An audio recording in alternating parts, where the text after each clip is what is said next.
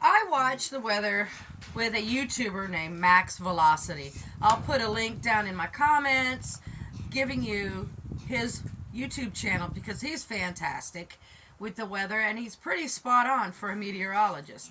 But he is saying the next couple of weeks we're going to get an Arctic blast of cold weather. So here I am out in my feed room, tack room, home away from home, working on getting my livestock ready for the cold winter.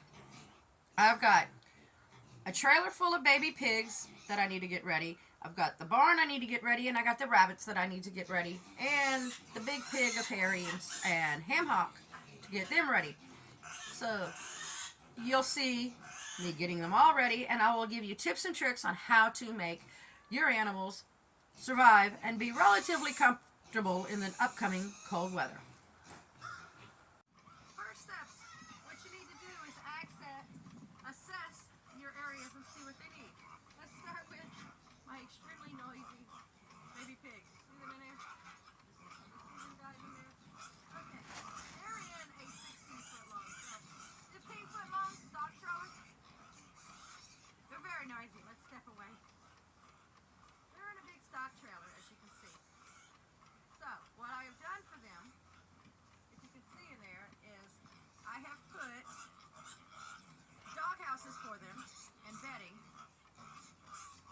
And I've also covered the top with tarp and tin to keep out any moisture. They've got a lot of hay in there. I cleaned it all out totally today. Let's see. You see them now? Look, there's all the noisy pigs. So they have a warm, dry spot to go. Get out of the wind and the rain. And each other to keep each other warm.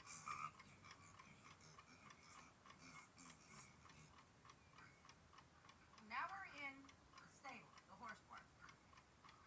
As you can tell, it's got a totally metal roof and it's totally covered. What I have done for the winter, you can see on the back sides of the stalls, that bright section right there, or let me see, you can see it better in this one. See it right here? See this right here? I've put plexiglass, that's what that is. Plexiglass over the, all that's normally open in the summertime for winterization. But I put plexiglass over that. And all the walls are closed off. Down on the goat end down there, you can see at the very tip, the peak up there, I've put visqueen up at the top and left just a little bit of ventilation, of which will get pulled up, because today it's quite warm. But that's going to get pulled up and closed, so that closes off all the drafts. Because that end of the barn faces north. Okay. So what else I'm going to do in here is, if you look in this pen, let's see, where are they? There they are. There's my big pigs. Okay, your pen's a mess, but they're enclosed. I'm going to be putting hay for them. Their water, so that I don't have to worry about it freezing. I have to, let's see, can you see this in here? Let's see here.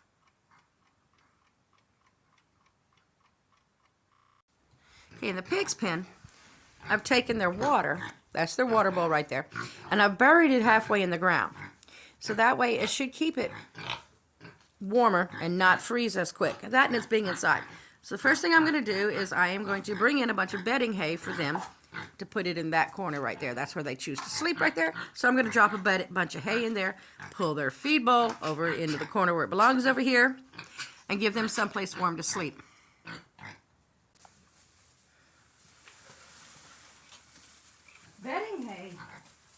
Bedding doesn't have to be perfect edible stuff, especially for hogs. I got given several bales of what's called waste hay for this purpose. It's last year's hay that has been left out in the rain and basically not suitable for feeding livestock, but it is good for mulching purposes. And they find it agreeable. I've tossed a whole big pile in that corner for them. And they're going to chew on the good stuff. They're pigs. They can pretty much eat anything. Anyways, they got cast iron stomachs. They're going to chew on it, and they're going to bed down in it. I'm going to go get one more big armload to toss it in here for them. And then they will make themselves a bed. I'll be right back. Silver's waiting for his turn. There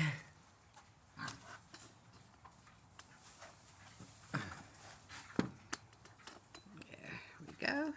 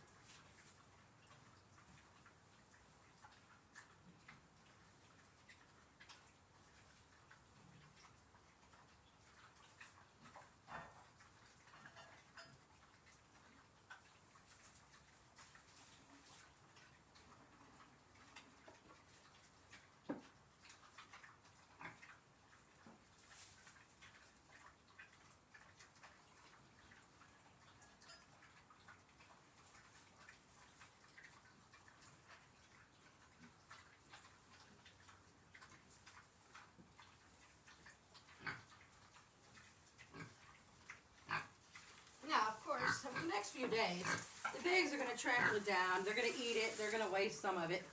So, I am going to definitely replenish this as needed. I have my pig pen locked top and bottom so these guys don't get out.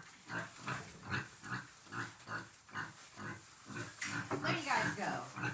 Plenty of hay. Let me get your bottle.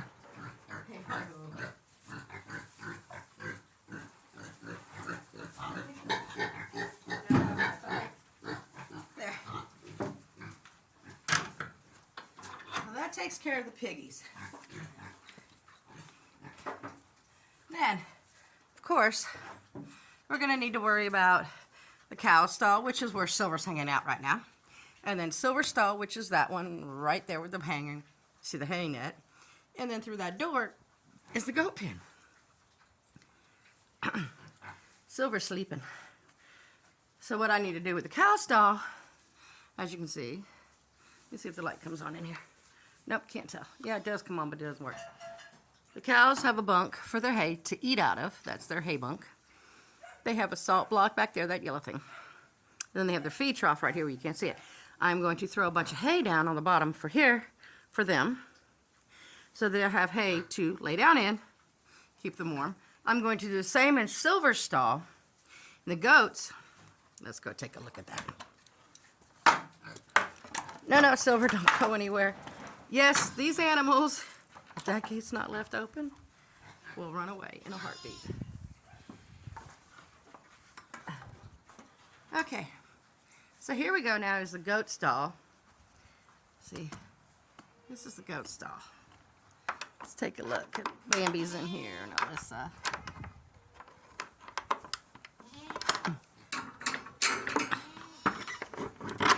Hey, Godiva. This is the goat stall. Now, as you can see, they have a big stall. That on the wall right there. That red bucket is their mineral feeder, and then I stuff hay in there. They have hay that goes in there. This little rack needs to be moved to this wall over here because the rain falls in. And they have a feed trough over there. And then in this corner, they have water. And as you can tell, their stall, see that panel thing, that metal thing? That's a door. I'm going to cover it over this way. When it gets really cold, everybody's going to come in here, and the door will be shut. And they won't be able to get out. And they'll be out of the weather. Miss Alyssa is starting to look like she's going to have babies soon, which would be awesome. She's getting an udder. This pretty young lady, this one here, that's Lotus. Bam Bam is my boy. That's Bambi. We've raised him. He is Godiva, who's outside's brother. Lotus is going to have babies.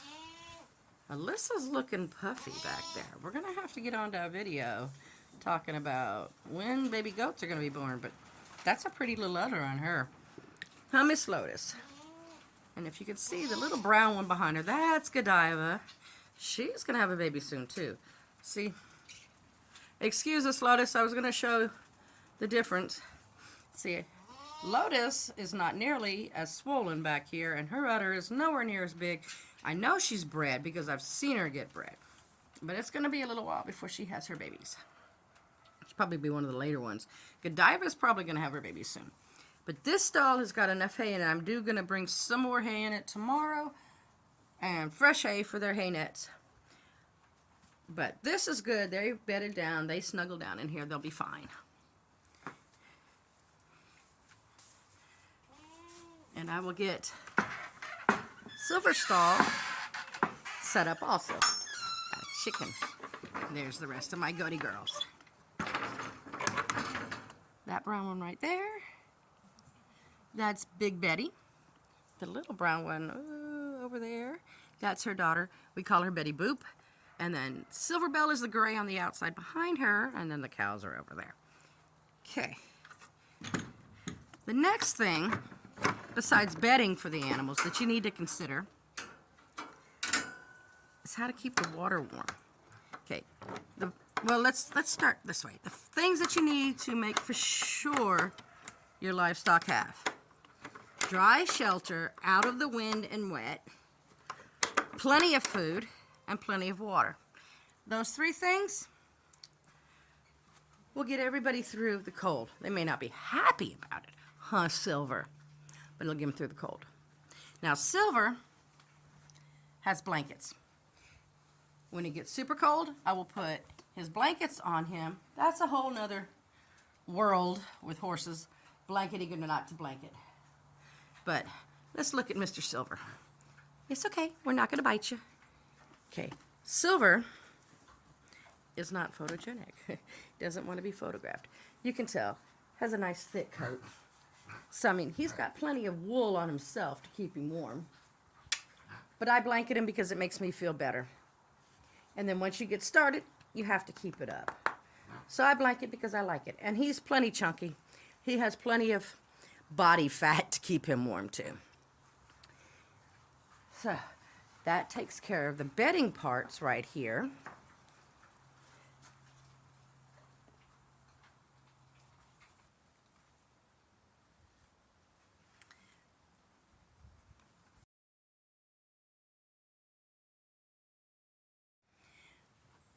That's it. Okay, so let's go over the checklist, what you need to do.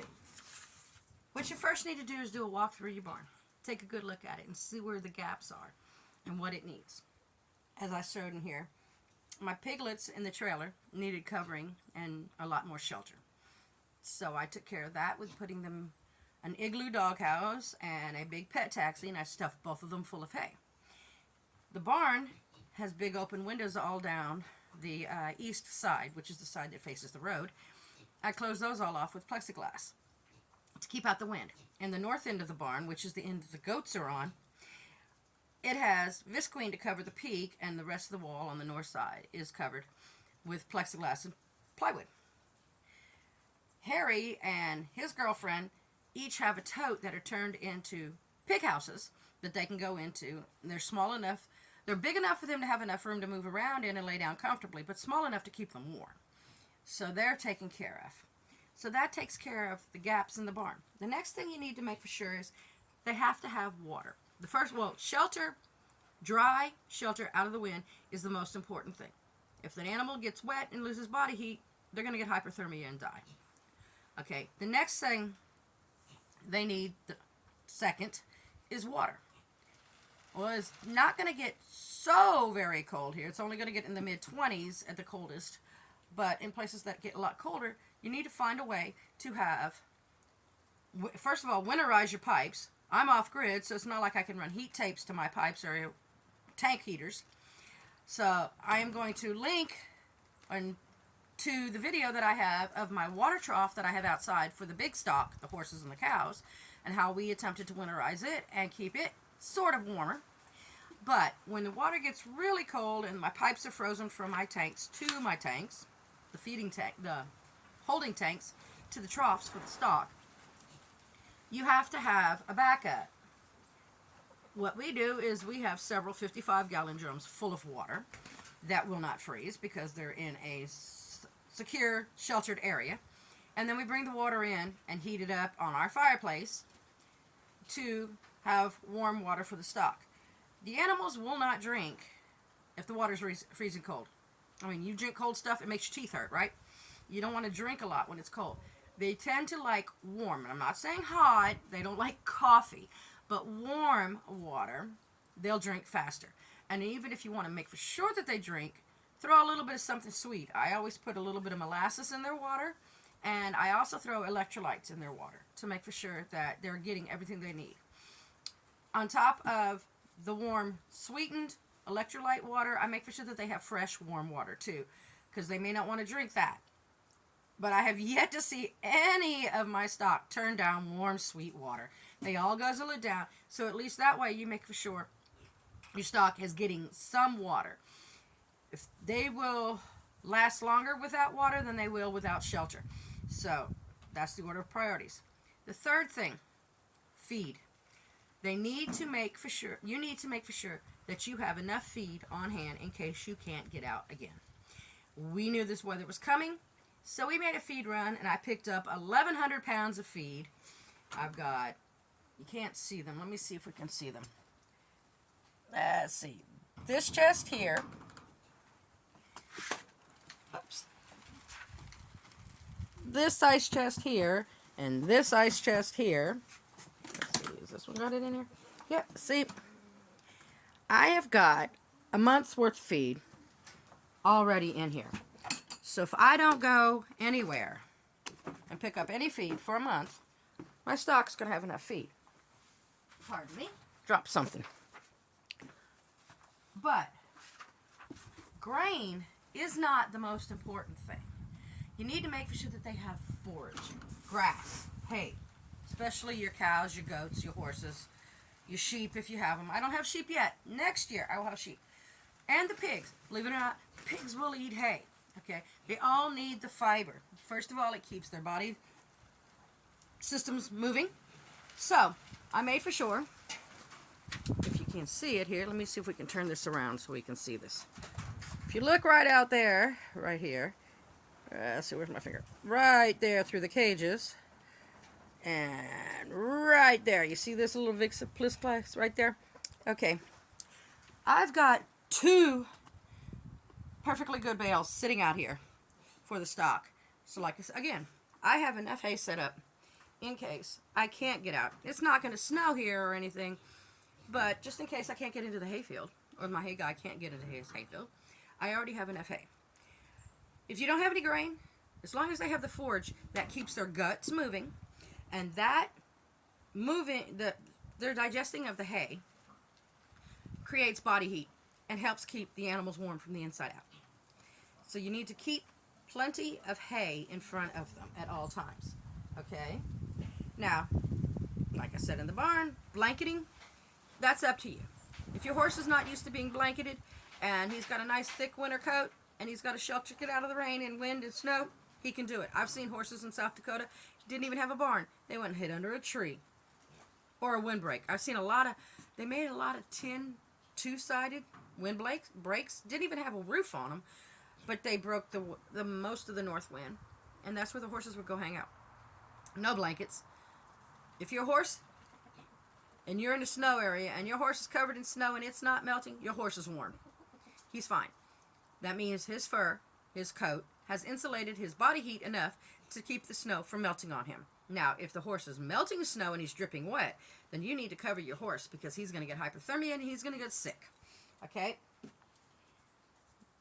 Next, in your barns, make for sure you have some kind of dry, warm bedding for them to bed down and keep their feet warm. All livestock have really poor circulation in their feet because they're hooved animals. Their feet get really cold. Give them someplace. Now, chickens, give them someplace too, because I have seen, and I have a couple chickens that have gotten hypothermia in their combs and on their little wattles on their faces and on their toes and lost them. So give them something warm to snuggle down into. Okay? Next, make for sure when you do your assessment, you cover up any leaks or holes on your barns. Make for sure your gutters are clean so your water, if it does pour like it's fixing to do here again, does not run into your barn. Keep your barn as dry as possible. Mainly for the animals' comfort because they're going to live in it, but you're going to hate slogging around in that muck, losing shoes when it's freezing cold and wet. That's the most miserable weather for farmers. Freezing is okay. Cold and wet sucks. Okay? Take care of that. The next thing you do, sit in it one day and see how you like it. If you feel drafts, pinch them. Cover them up. Somehow or another, cover up the drafts. Now, you do not want to make your barn airtight. You do want some airflow because they pee in the barn. That ammonia will build up. If you walk in there and it burns your eyes or nose, then you need to get some more airflow in that barn. But if you walk in there and, now I'm talking foot level, like get down on the ground, okay, where they will lay down to sleep, you get down on the ground. If it burns your eyes and nose down on the ground, then you need to get some more airflow in there and air circulation. I'm not talking gale force wind, but a nice little breeze, maybe a little ceiling fan. I have ceiling fans in my barn. Turn on a little ceiling fan, just enough to circulate the air. Plus, heat rises, so the warmest part of the barn is going to be by the ceiling. Put a little ceiling fan to circulate the heat back down to the bottom for the animals, and it'll keep the air flowing in there and keep it just fresh enough. There's nothing against locking them up. If you feel comfortable and makes you feel better and sleeps better at night, lock them up at night. It's not going to kill them. Make sure they have plenty of water to drink and bedding and hay to eat overnight, and they will be fine. My guys, when it's going to be getting down in the 20s, will be sleeping in the barn, whether they like it or not, because it makes me feel better. Okay? Yes, they are animals. They can live outside. And I don't fault any livestock owner that has their livestock outside with no shelter. If that's what they're used to, then fine. But I would not suggest taking an animal from Louisiana and moving it to Montana right now. You will have a very sick animal on your hands. The next thing you need to do is make a plan. Things happen. Mother Nature is capricious. Make a worst case scenario plan. Okay? Here it's not going to get that bad. It's going to get very cold. That's fine. But it's not going to be snowing and there's not going to be a lot of weight. Snow is very, very heavy, especially wet snow. So if you've got a barn that doesn't have a super steep peak, think about it. Okay? Make a plan for what if your barn collapses. Or if a tree falls on your barn. Or something, God forbid, you left the lights on and you had an electrical short and your barn burns down. Make a worst case scenario plan where if you're stuck, you're unable. Piece of tin just fell. If you're stuck and you're unable to get out, you need to have a plan for what you can do if the worst happens. Okay? It's always better to plan for the absolute worst thing that you can think of and have absolutely nothing happen than expect absolutely nothing to happen and your barn fall down on you. And then you're stuck with a bunch of livestock and nowhere to put them except in your bedroom. Yes, some people do that. A couple years ago, 4 years ago, we had 2.5, 3 foot of snow in February here in southern Arkansas. I had 12 baby goats in my living room. I'm not going to say never again. Part of me was thinking, never again. No, not going to say never again. I have my office now. They're going to be going. If we get super cold like that and I got a bunch of babies in the barn, first of all, I'm not getting up in the middle of the night to go feed no bottle babies when it's 3 degrees outside. Their butts will be in my office, quote, clinic, with the propane heater going, and they will be happy larks. Do understand, if you do those things, do not bring a baby animal that is acclimated to 70 or so degrees inside the house. Outside, you will get a sick animal that fast.